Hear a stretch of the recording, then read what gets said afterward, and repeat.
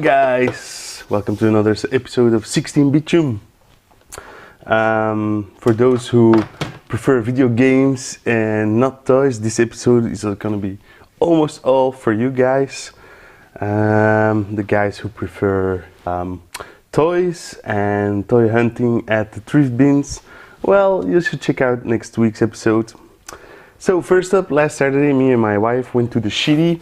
It was my birthday, and well, without her son, we went shopping in the city, and she went to the hairdresser, my wife, and I went to Giovanni's store, and lo and behold, I saw something I wanted. It was a PS2, but it's not just any sort of PS2. It is the original Japanese model, the SCPH 10,000, and as you can see, it has a different expansion door on the back.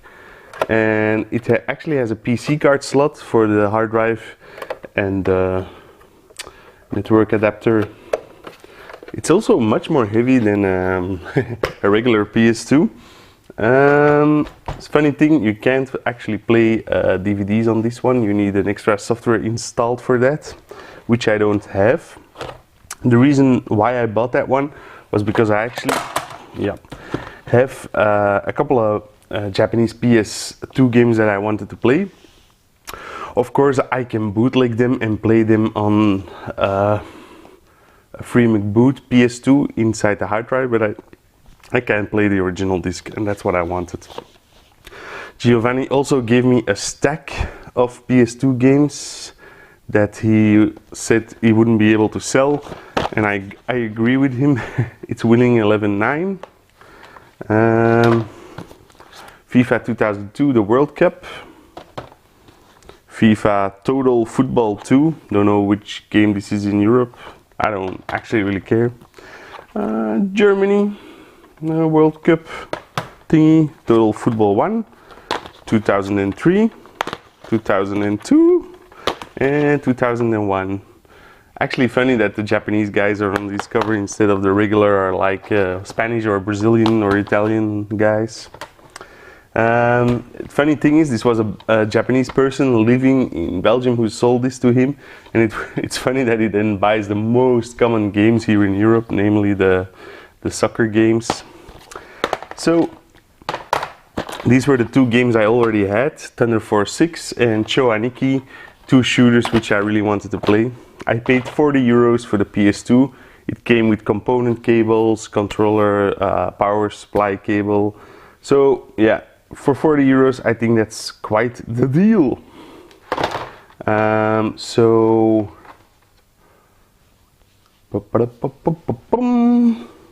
The day after was the Gamewalhalla convention in Aarschot. We, by accident, had to be in the vicinity, so my wife and my kid came along.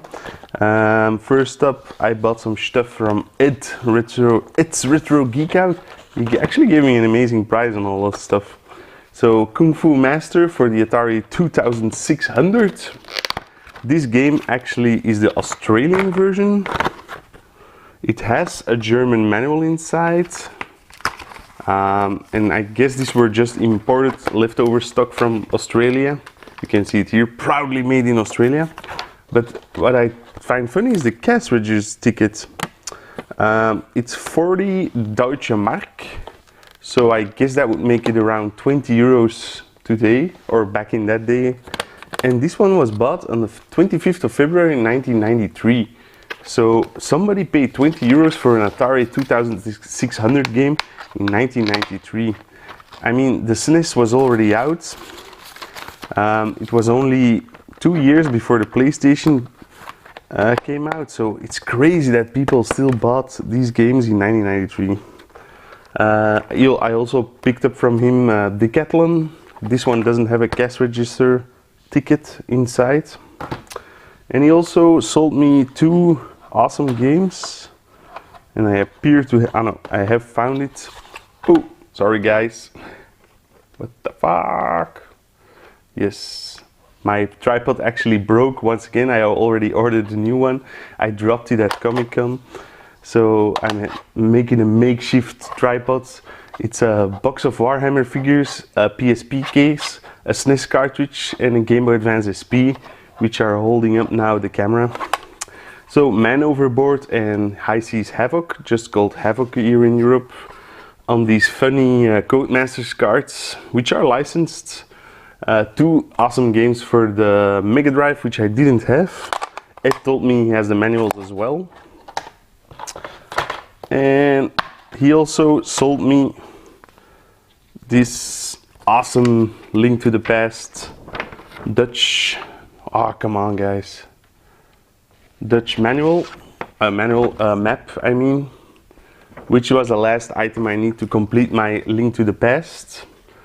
Copy of Link to the Past. One moment guys. God damn it, this is already the second time I'm filming this. First time was Fubart, now it has to be good. So he sold me this stack for 20 euros, which is awesome.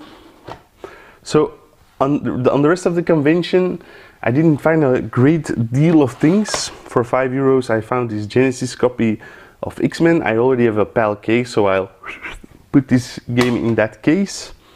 I found for 5 euros this He-Man Power Glider, He-Man not included of course. Oh, toys. I thought 5 euros was a decent price to pay for that. I always want that. And of course my mind was on Japanese PS2, and there wasn't a great deal of PS2 games, mostly like One Piece games. But I did find this awesome copy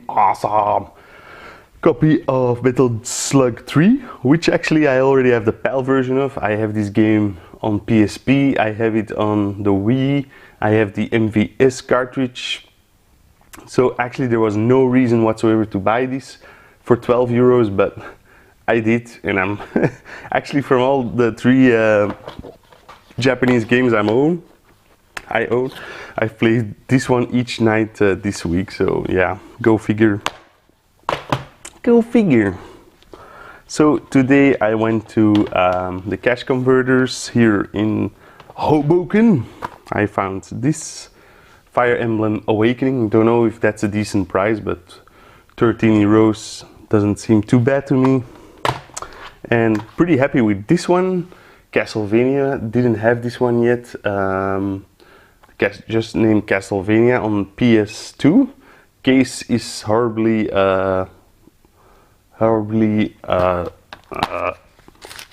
yeah, scratched. Well, not scratched, yeah, in horrible condition, I would say. It's also the wrong case, it's a silver one instead of a black one. Yeah, I'm gonna swap it out for another case, and then thanks to Chris Gazel, I have a lot of spare PS2 cases now. So yeah, I will make this copy nice and complete, but for 3 euros I don't think I can complain. And at the thrift I found for 1 euro Inner Space from the same duo that brought us Gremlins. Never seen this one actually, so yeah, just gonna watch it. And at my local thrift store, you just saw a clip of that right now. I picked up this Brave Star vehicle. It's the small, like, trollish retard that goes there. I already have that figure, lots of parts missing. Normally there are 2 guns here. Here's also a blue thing, so yeah, not in the greatest shape, but for 25 cents you can't really complain. As you saw in the last clip, they also had a bunch of My Little Ponies, which it was tempting for me, but dudes, I'm not gonna collect My Little Pony, but it was just so 80s and nice looking. I held the bag for like 15 minutes or something before eventually putting it back. So yeah, that's it. See you guys in the next episode. Bye.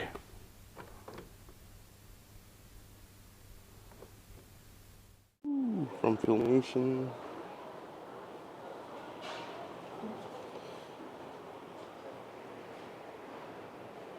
Check out these original My Little Ponies.